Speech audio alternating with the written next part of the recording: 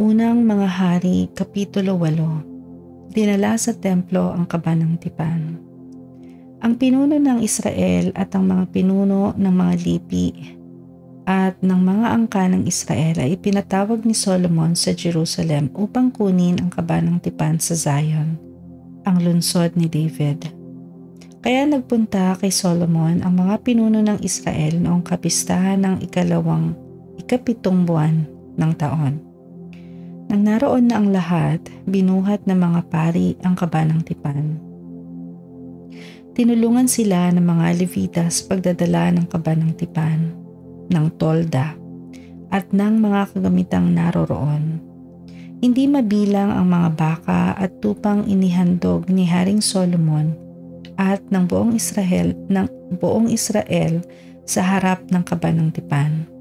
Pagkatapos ipinasok ng mga pari ang Kaban ng Tipan sa dakong kabanal-banalan at inilagay sa ilalim ng mga pakpak ng mga kerubin. Nakabuka ang pakpak ng mga kerubin, kaya't nalulukuban ng mga iyon ang Kaban ng Tipan at ang mga pasanan nito. Lampas sa kaban ang mga dulo ng pasanan. Kaya't kitang-kita sa dakong banal sa harap ng dakong kabanal-banalan, ngunit hindi nakikita sa labas. Noon pa ang mga pasanan hanggang sa panahong ito. Naroon pa ang mga pasanan hanggang sa panahong ito. Walang ibang laman ng kaban, kundi ang 2 tapyas ng batong inilagay roon ni Moises noong sila'y nasa Sinai. Ito ang mga tapyas ng batong kinasusulatan ng kasunduang ginawa ni Yahweh sa bayang Israel noong umalis sila sa lupain ng Ehipto. Ang templo ay napuno ng kaluwalhatian ni Yahweh. Pagkalabas ng mga pari, ang templo ay napuno ng ulap, kaya't hindi sila makapagpatuloy ng gawain sa loob. Ang templo ay napuno ng kaluwalhatian ni Yahweh. Kaya't sinabi ni Solomon, "O Yahweh, kayo ang naglagay ng araw sa langit, ngunit minabuti ninyong manirahan sa makapal na ulap.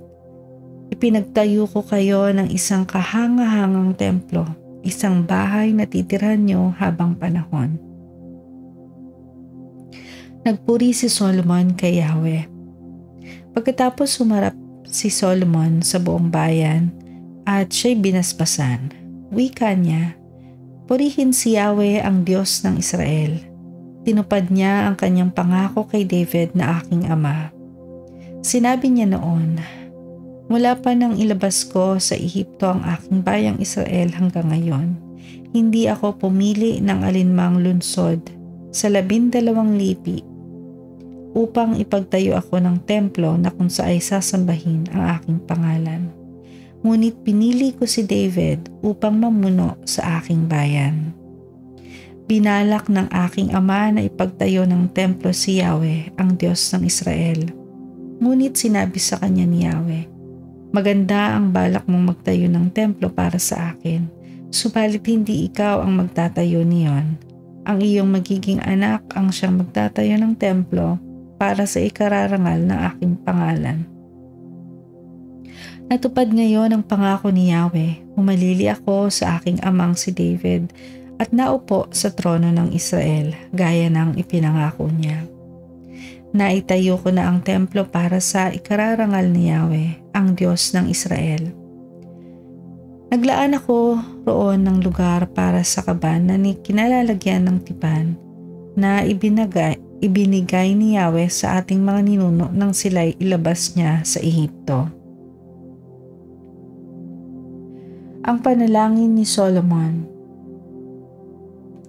Pagkatapos nito, sa harapan pa rin ng buong bayan, tumayo si Solomon sa harap ng altar. Itinaas niya ang mga kamay at nanalangin ng ganito, Yahweh, Diyos ng Israel, sa langit at sa lupa'y walang ibang Diyos na tulad ninyo.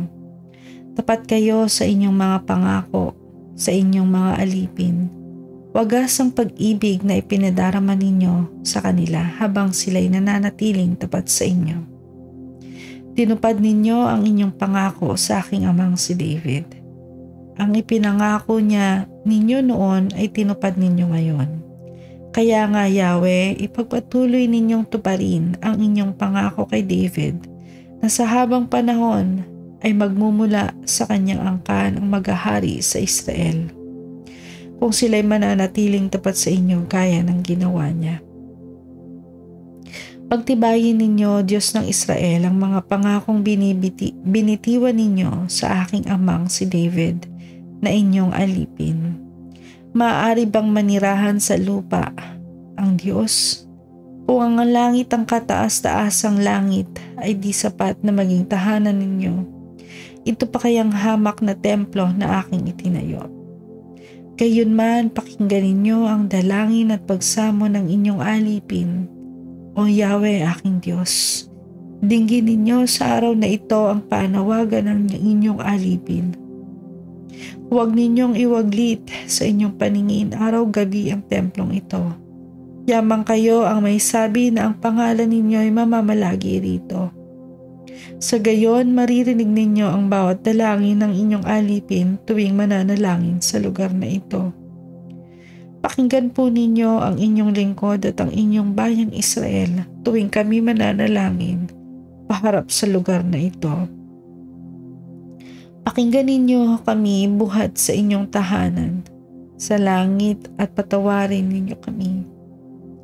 Kapag nagkasala sa kanyang kapwa ang isang tao at siya'y pinanumpa sa harap ng inyong altar sa templong ito, pakinggan ninyo sila buhat sa langit at kayo ang humatol sa kanila.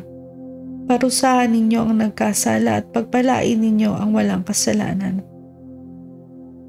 Kapag natalo ng kanilang mga kaaway ang bayan ninyong Israel dahil sa pagtalikod nila sa inyo, sa sandaling magbalik loob sila sa inyo, kumilala sa inyong kapangyarihan, nanalangin at nanawagan sa inyo sa templo, pakinggan ninyo sila at patawarin. Ibalik ninyo sila sa lupaing ibinigay ninyo sa kanilang mga ninuno. Kapag ang langit ay nagkait ng ulan sapagkat nagkasala sa inyo ang bayang Israel, kung sila'y manalangin sa templong ito at magpuri sa inyong pangalan, kapag sila'y nagsisi sa kanilang kasalanan sapagkat kilalang iyon ang dahilan ng inyong pagpaparusa, pakinggan ninyo sila, Yahweh. Patawarin ninyo ang inyong mga alipin, ang bayang Israel.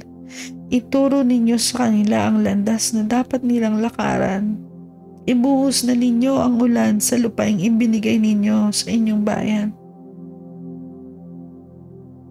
Kung lumaganap sa lupain ang gutom at salot, kung malanta at matuyo ang mga halaman, kung ang mga ito ay salantain ng uod at balang, kapag ang alinman sa kanilang lunsod ay kinubkob ng kaaway, pakinggan ninyo ang kanilang dalangin. Sa sandaling sila'y magsisi at iunat ang kanilang mga kamay paharap sa lugar na itong upang tumawag at magmakaawa sa inyo. Pakinggan ninyo sila mula sa langit na inyong tahanan at sila'y patawarin. Ibigay ninyo sa kanila ang nararapat sa kanilang mga gawa sapagkat kayo lamang ang nakakaalam kung ano ang nasa puso ng mga tao. Sa gayon, mananatili silang may takot sa inyo habang sila'y nabubuhay dito sa lupaing ibinigay ninyo sa aming mga ninuno. Kung ang isang dayuhan na mula pa sa malayong lugar na nakarinig ng kadakilaan ng inyong pangalan at mga kabutihang ginawa ninyo para sa inyong bayang Israel ay nanirahan sa bayang ito at nagsadya sa templong ito upang manalangin, pakinggan ninyo sila buhat sa langit na inyong tahanan at ipagkaloob ang kanyang hinihiling. Sa gayon, makikilala ng lahat ng tao sa buong mundo ang inyong pangalan at sila isasamba sa inyo tulad ng Israel. Malalaman nilang dito sa templong ito na aking itinayo, ang inyong pangalan ay dapat sambahin. Kapag inutusan ninyo ang inyong bayan na makipagdigma sa kanilang mga kaaway bilang pagsunod sa inyong kalooban, kapag sila'y humarap sa lungsod na ito na inyong pinili, sa templong ito na ipinatayo ko para sa inyong karangalan, pakinggan ninyo sila at pagtagumpayin ninyo sila. Yahweh, ang lahat po ay nagkasala. O ang bayang ito ay magkasala sa inyo at dahil sa galit ninyo ay pinabayaan ninyo silang mabihag ng kanilang mga kaaway sa malayo o malapit man. Kung sa lupaing pinagdalhan sa kanila ay makilala nila ang kanilang kamalian at tanggapin nilang sila ngay naging masama at nagkasala sa inyo. Sa sandaling sila ay magsisi at magbalik loob sa inyo. At mula doon humarap sila sa lupaing kaloob sa kanilang mga ninuno. Sa lungsod na ito na inyong pinili, sa templong ito na ipinatayo ko sa inyong pangalan. Pakinggan ninyo sila mula sa tahanan ninyo sa langit at ipaglaban po ninyo sila. Patawarin ninyo ang inyong bayan sa kanilang pagkakasala sa inyo. Loobin ninyong kahabagan sila ng mga kaaway na bumihag sa kanila, sapagkat ito ang bayang inyong pinili at inilabas mula sa Ehipto. Ang lupaing tulad sa nagliliyam na hurno. Lagi ninyong lingapin ang bayang Israel, lagi ninyong pakinggan ang kanilang panawagan. Kayo at wala nang iba pa ang pumili sa kanila mula sa lahat ng mga bansa sa buong mundo upang sila'y maging inyo. Ito, Panginoong Yahweh, ang sinabi ninyo sa pamamagitan ni Moises nang hanguin ninyo sa Ehipto ang aming mga ninuno.